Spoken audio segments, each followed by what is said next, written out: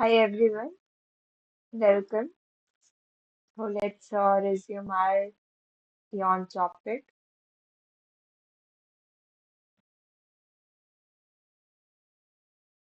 I guess we need to start from here. This series. We need to start this new series. In just a few years, the first tea shrubs germinated in the garden soil. Let's see what this passage hold for us. The corollary of governmental pursuits and an echo of Gripp's project was the Transcutations Society for the Advancement of Agriculture and Manufacturing Industries and Trade. Established in 1833, it concentrated its effort on the acclimatizations of exotic plants and their disseminations across the South Caucasus in its own experimental farm and the garden in the region's capital, Tiflis, today's Tbilisi. The societies attempted to cultivate Chinese indigo, olive trees, Egyptian cotton, tobacco, sugarcane, and other crops, all with mixed success and almost no effect on the local economy. After its dissolution in 1845, the society gave way to the Caucasus Society for Agriculture, designed to put the issue of acclimatizations on scientific footing, while its experimental nursery was transformed into Tiflis Botanical Gardens, which also tried its hands at the acclimatizing southern plants for plantation purposes. So, what is this saying that?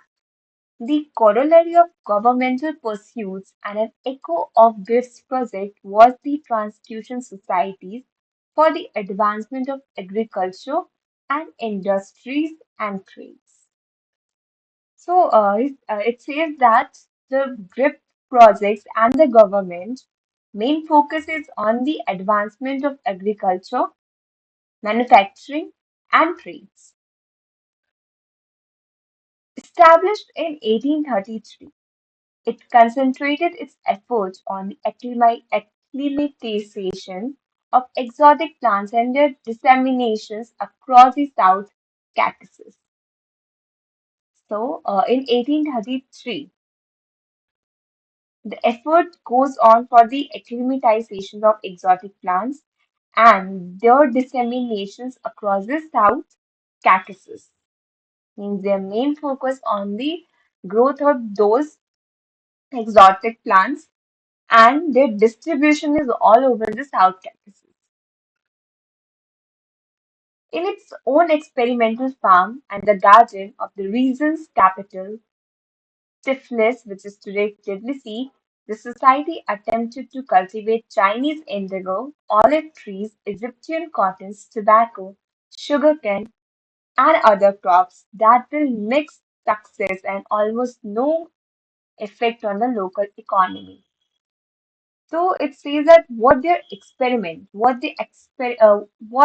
that project, actual experimentation is that they cultivate a Chinese indigo, olive trees, Egyptian cotton, tobacco, sugarcane, and other crops, which aim is not to affect the local economy.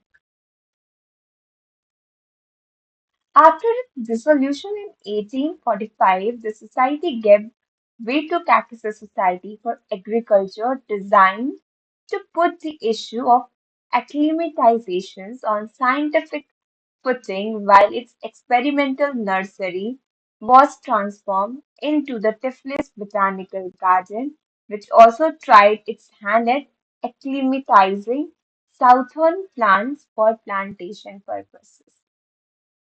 So it says that after the dissolution in 1845, the society gave the way to the Caucasus Society for Agriculture, designed to put the issue of acclimatization on scientific footing, while its experimental nursery was transformed into Tiflis Botanical Garden, which also tried its hand at acclimatizing southern plants for plantation purposes. So it says that whatever the scientific experiment done with all the plants in this particular regions. And that experiment is no doubt achievable. And the whole place where this experiment done with the plants, now known as Tiflis Botanical Garden. So, what the title given to this species is Experiment in Tiflis Botanical Garden. And what we can take from here is that their first main purpose is GRIPS project and governments and GRIPS project. Main purpose is the advancement of agriculture and manufacturing industries and trade. First, we have taken this for as important points. Another is efforts on acclimatization of exotic plants and their disseminations across the South Caucasus. And the cultivation of the crops of different areas with no effect on the local economy.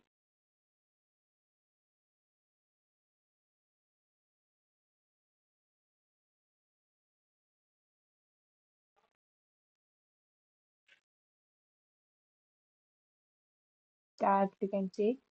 And moving toward the next phase. If any tangible results on this early phase of the tropicalizations endure were anywhere to be found, however, it was in another botanical garden in Sukhum, a major Tsarist outpost in Abkhazia on Black Sea coast. Founded in 1840 by the Lieutenant General Nikolia Radsky, the commander of military fortified line along the coastline and a passionate botanic aficionado. It could boast some of the most exotic plant species growing in the Russian Empire in the open air, including the varieties of the citrus trees. An officer who visited the garden in 1842 gleefully anticipated that, thanks to it, the empire would have its own oranges, lemons, almonds, olives, cotton, and the best tobacco, and maybe coffee, tea, coke, as well as many pharmaceutical plants. In just a few years, the first tea shrubs germinated in the garden soil. At the time, Britons introduced Camellias sinensis to the dazzling area to become self-sufficient in the production of its favorite drink. Russia pursued the same goal in the South Caucasus. Unlike the former, however, it took some more decades before the first large tea plantation was set up in the region. So, what this thesis says that, let's start with the first line. If any tangible results of this early phase of tropicalization endeavors were anywhere to be found, however, it was in another botanical garden in Sukhum, a major Saris outpost in Abkhazia on the Black Sea coast. So it's nearly the part of says that it says that this kind of a similar experiment, except South Caucasus, anywhere else is that place is known as Sukhum. And let's moving toward the next line, what the next line says about. Founded in 1840 by the Lieutenant General Nikolia Ravasky, the commander of the military fortified line along the coastline and a passionate botany aficionado, it could boast some of the most exotic plant species growing in Russian Empire in the open air, including a varieties of citrus tree. So that place, Sukhum, which is a major sadist of outpost in Abkhazia, that same tropical regions are founded by Lieutenant General Nikolai Revsky. He is a passionate but botany aficionado, and uh, where he just grown some of the varieties of citrus fruits in the open Russia. In Russia, he just grow citrus fruits in that particular region. So what the next line says about?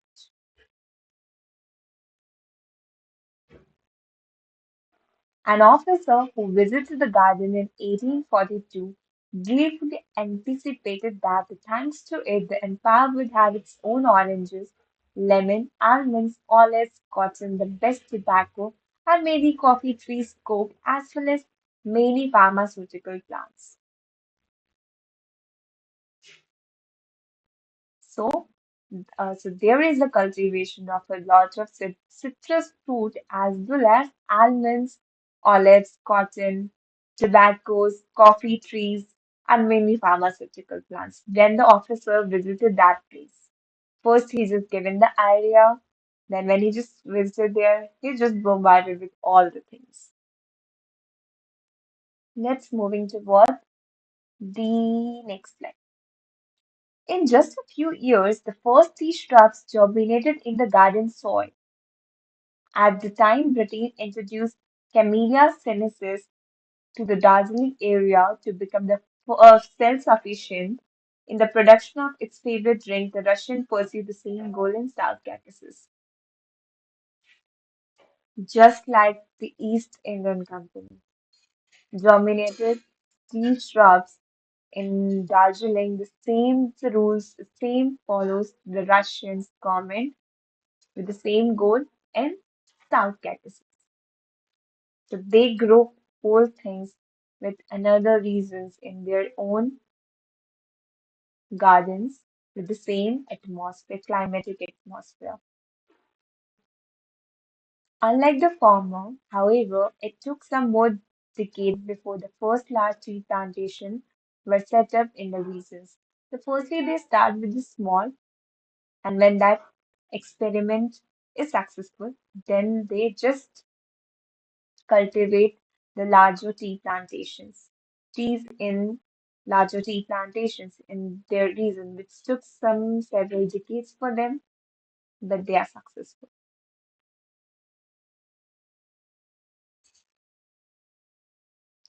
So the title of this passage is How Citrus Fruit or How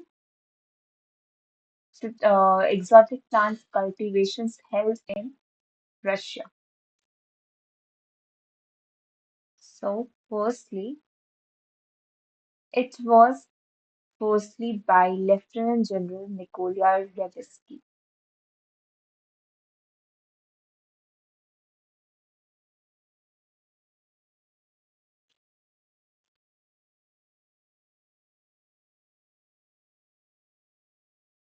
And what we other thing is just a story. We just read it and we completely understand and nothing we can take.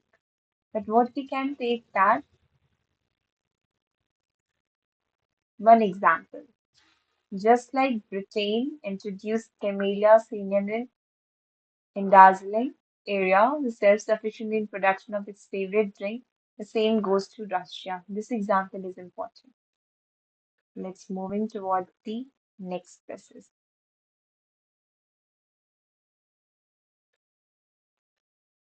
The rise of tea cultivation in the South Caucasus was a trans-imperial story from the outset. Walter Susdi Lial was the man behind it.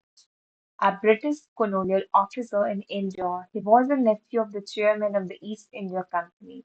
His younger brother was senior official in the service of the British Raj, whose career made them governor of Punjab and a northwestern province. In the 1860s, Lyall attempted to establish a tea plantation in the Himalayan foothills. but failed. And he tried his luck in Tiflis, where he introduced himself to the local authority as a tea planter with almost 2 decades of experience, offering his services and founding a company for the cultivation of tea on a large scale. The company planned to bring just a British did, Chinese labor to work on plantation and to ship tea seeds and seedlings from China. The plans never materialized for the lack of money and enormous difficulties that the company met in corridor of the Tsarist bureaucracy.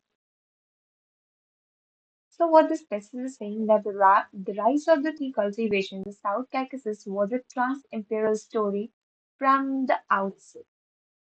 That the tea cultivation in the South Caucasus is not the primary plan of the Russian government, but someone else. And who's the someone is the Walter to the Lial.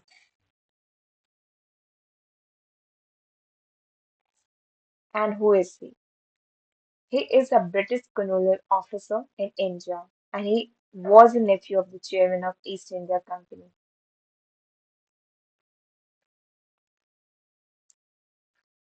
And not just that,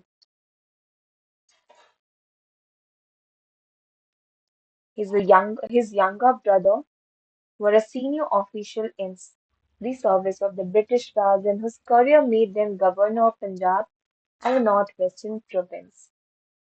And how the story started.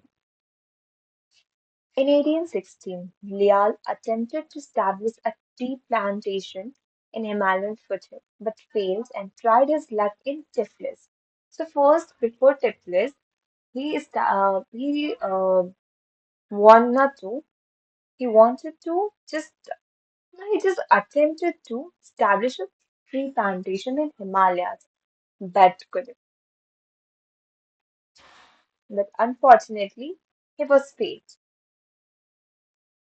And in Tiflis, he introduced himself to the local authority as a tree planter, means he had his real identity and real intention as well, with almost 2 decades of experience, offering his services in founding a company for cultivation of tree on a large scale, just like India.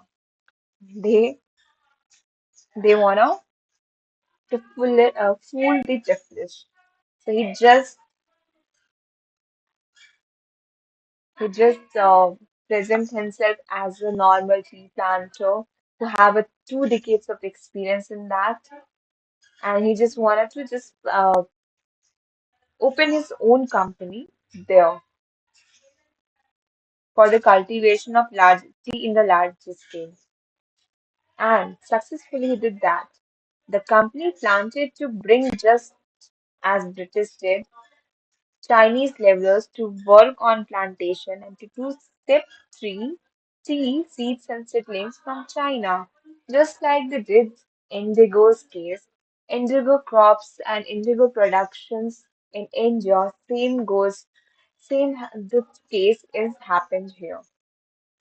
They just cultivate large tea plantation where the Chinese laborers are working, and what they did, they just shipped the tea and seedlings from China to their own country.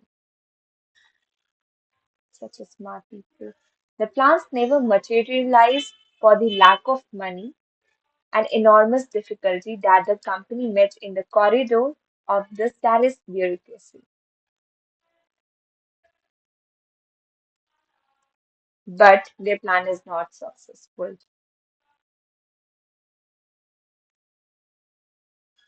because of the Saris bureaucracy.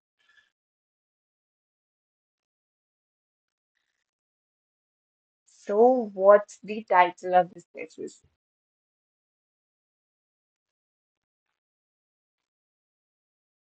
So, the title of this thesis is Cultivation of Tea Plantation in Tbilisi. So, what we can take from here is that it was started by the Walter Studi Lial and He invaded himself as a tree planter. A first attempt to establish a tea plantation is Himalayan foothills failed. First, we can say take this.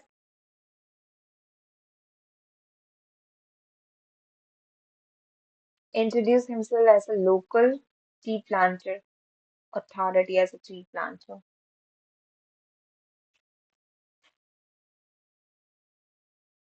Chinese laborers to work on plantation in the ship teas and seed seedlings from China, but the plans never materialized for the lack of money, enormous difficulty that the company met in the corridor of the saddest bureaucracy, which we can take. Let's moving toward the next phases. Not other development contributed more to the assertions of the South Caucasus tropical image than the war between the Russian and Ottoman Empire that broken out in 1877. In the wake of it, Russia annexed the town of the Batum on the Black Sea shore and the whole adjacent area. Villages in the region were remarkable for their orange groves, cultivated by the native population, which testify to the unique condition of the local climate, evidently suitable for exotic crops. As a result was opened for the Russian colonizations after the exodus of most of his residents to the Ottoman Empire, it was his milieu of Russian colonists who began introducing evergreen vegetation for ornamental purpose and for the sake of making their fortune. Among them was a Tiflis naturalist and ethnologist, Nicolia Jedlitz, who attempted to cultivate tea, eucalyptus, and other exotic crops in Chakwa, north of Batum, but soon realized that this agricultural hobby obstructed his scholarly studies. So what this passage is saying that no other development contributes more to the assertion of the South Caucasus tropical image than the war between the Russian Ottoman Empire that broke out in 1877.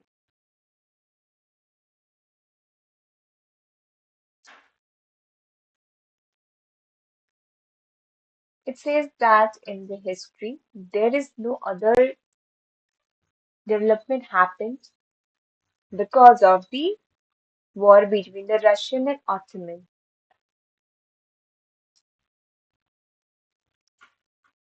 In the wake of it, Russia annexed the town of the Bottoman on the Black Sea shore and the whole adjacent area.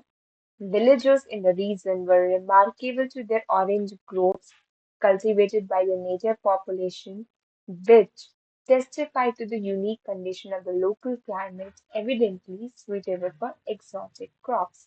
But when Russia captured that area, he captured some of the adjacent area of the that particular black area of the Black Sea as well, near the Black Sea shore.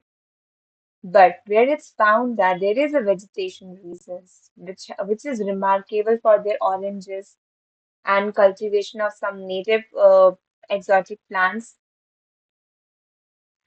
and with a unique condition of local climate. As the region was open for Russian colonizations after the exodus of the most of its residents of the Ottoman Empire, it was this milieu of Russian colonists who began introducing evergreen vegetation for the ornamental purpose and for the sake of making their fortune.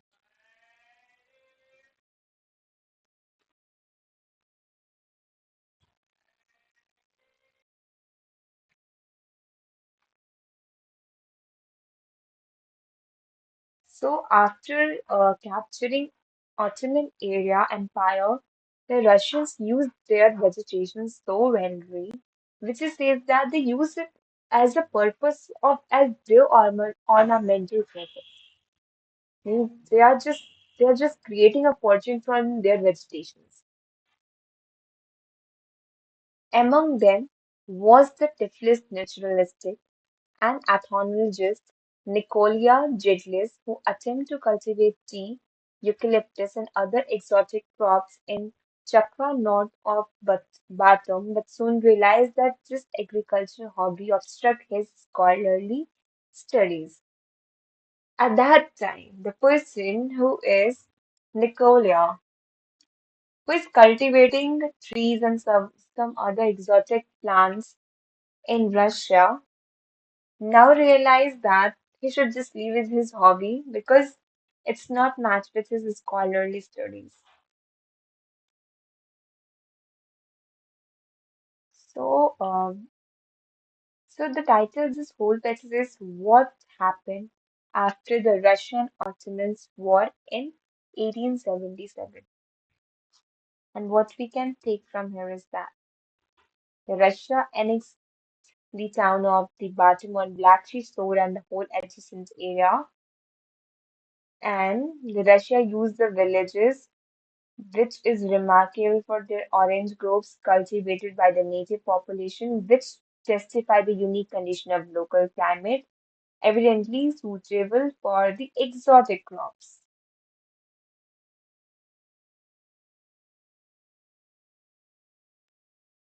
Russian colonists who began introducing evergreen vegetation for the ornamental purpose for the sake of their own fortune. And at last, realized that this agricultural hobbies obstruct his scholarly studies. So let's moving toward the next thesis. Nevertheless, Zeldalis, under the influence of the Lias manuscript about his tea experiment, encouraged another Chakwa settlers, the retired colonel Alexander Solvasto, to start a tea plantation in his land. Planting materials was brought from one of the largest centers of the Saras tea production, located well beyond the Russian Empire, the treaty port of Hankou in China, today part of Wuhan, one of the most important nodes of Russia's informal empire, which subsequently hosted a Russian territorial concession. With its tea factories run by a Russian entrepreneur and employing the Chinese manpower, became a supplier of the first tea plant for the emerging tea enterprise in South Caucasus in 1884. Solovstok's plantation proved successful and soon large capital followed suit. So what this paragraph saying that Zelzelus, under the influence of the Lias manuscript about his tea experiment, encouraged another Chakwa settler, the retired Colonel Alexander Solvasto, to start a tea plantation in his land. That Zelzelus who gave the suggestion to the one of the retired colonel to start a tea plantation in his land. Let's see what's the next line says. The planting material was brought from the one of the largest centers of the Saris tea plant production, located well beyond the Russian Empire.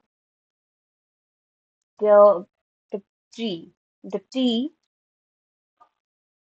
the tea seeds seedlings were brought from Saris tea production, which is located beyond the Russian Empire.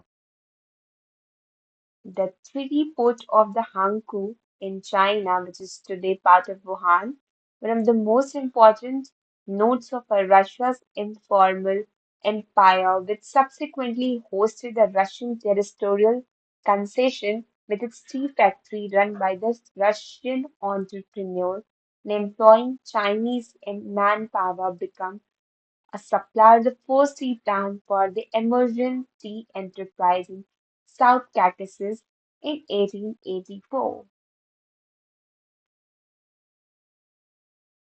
That there is a treaty put in China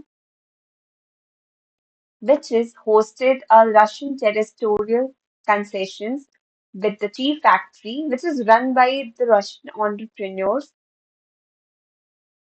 There is the first tea plants is brought in 1884 in South Caucasus. So, Solvasto plantation proved successfully and soon the large capital followed the suit. That whole idea, which is germinated by the Lias and followed by Gelderlis and now followed by Solvsto, is successful. So,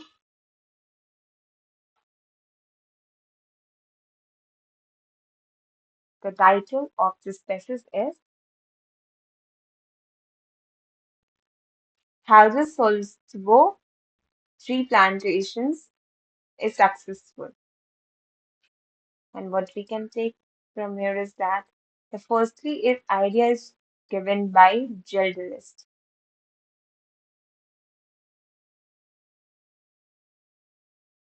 and the planting material is brought from the largest center of Ceres tea production,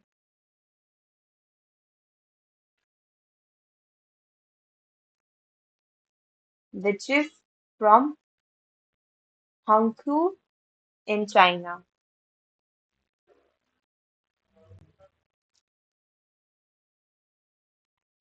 That's why that's how his tree plantation journey is successful.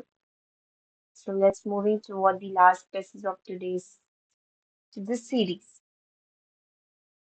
Konstantin Pobok, a scion of the founder of one of the largest tea companies of the empire, which also owned a plantation in Hangzhou, bought a large area next to Salisbury Estate in 1892, established a cutting-edge tea plantation with a tea factory. The tea was not only transferred from China that Popo implemented. Beside the plants, he brought a people just like Liard had proposed 2 decades before him, a dozen skilled Chinese tea farmer, together with an expert on tea cultivation, Liu Zhongzhu become the first example of labor transfer from the semi-colonial city port to this part of the Russian Empire. So just like Solver, another person started a tree plantation in Russia whose name is Konstantin Popov. So the title of this whole passage is the story of the Konstantin Popov. What he just did, he just founded another large tree plantation beside the Solvos plantations, and he just which started in 1892. So just like Liard, he also hired people from China.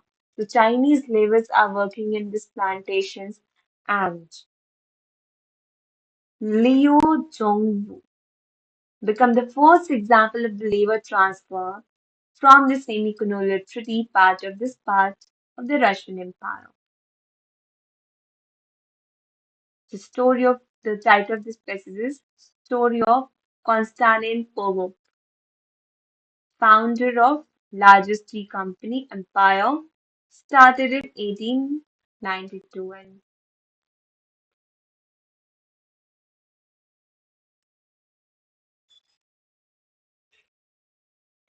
tea was also transferred from the China. Dozens of skilled Chinese tea farmers together with experts on tea cultivation and Liu Zhongwu became the first example of the labor transfer from the semi-colonial treaty port to this part of the Russian Empire. So with that, hope you guys like this series. See you guys tomorrow with the continuation of this Aeon topic. As of now, have a great day.